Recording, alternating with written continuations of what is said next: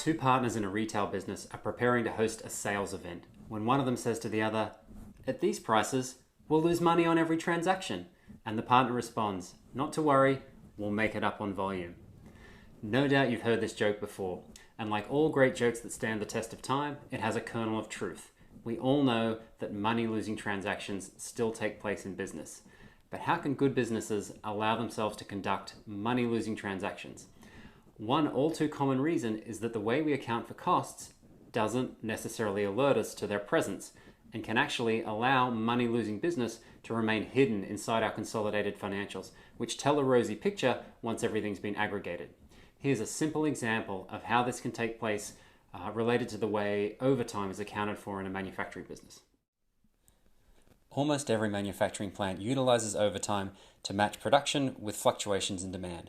You might expect anywhere from 5 to 25% of direct labor hours to be spent performing overtime, where employees are paid 1.5 times the usual hourly rate or double time in some circumstances.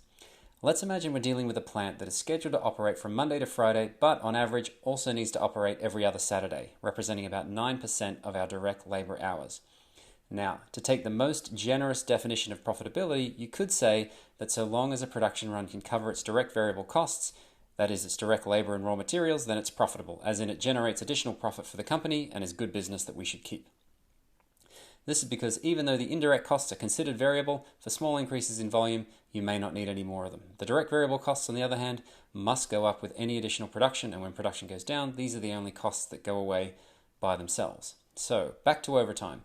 The way overtime is usually accounted for in the cost of a product is by applying a blended hourly labor rate to its labor hours. In our case, with roughly 9% overtime hours at 1.5 times the standard hourly rate, that blended rate would be about 105% of the standard. The problem with this blended approach is that it doesn't represent reality. In reality, some products are produced on weekdays at the standard hourly rate, and some are produced every other Saturday at 1.5 times the standard hourly rate. If we assume that the plant has sufficient flexibility in how it schedules production, then it could choose any of its products to be produced on Saturdays at this higher rate.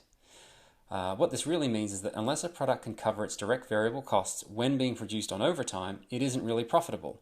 If you chose to stop producing it, it's the overtime hours that would be eliminated first at their elevated cost level, not at the blended rate that we typically use in accounting for costs.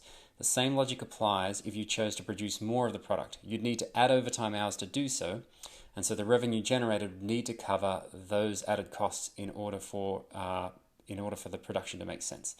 Let's imagine that our direct labor costs accounted for using the blended labor rate represent about 50% of our overall direct variable costs. Then on overtime at a time and a half labor rate, the direct cost would actually be 22% higher than the accounting figure would suggest. And any production runs that couldn't cover that 22% cost premium would need to be questioned as potentially unprofitable business that needs to be addressed, as in repriced, substituted with a more profitable product, or rationalized entirely, as there's an excellent chance it's actually causing a loss for the business. Hopefully you've enjoyed this example of how unprofitable business can remain hidden inside a company's financials.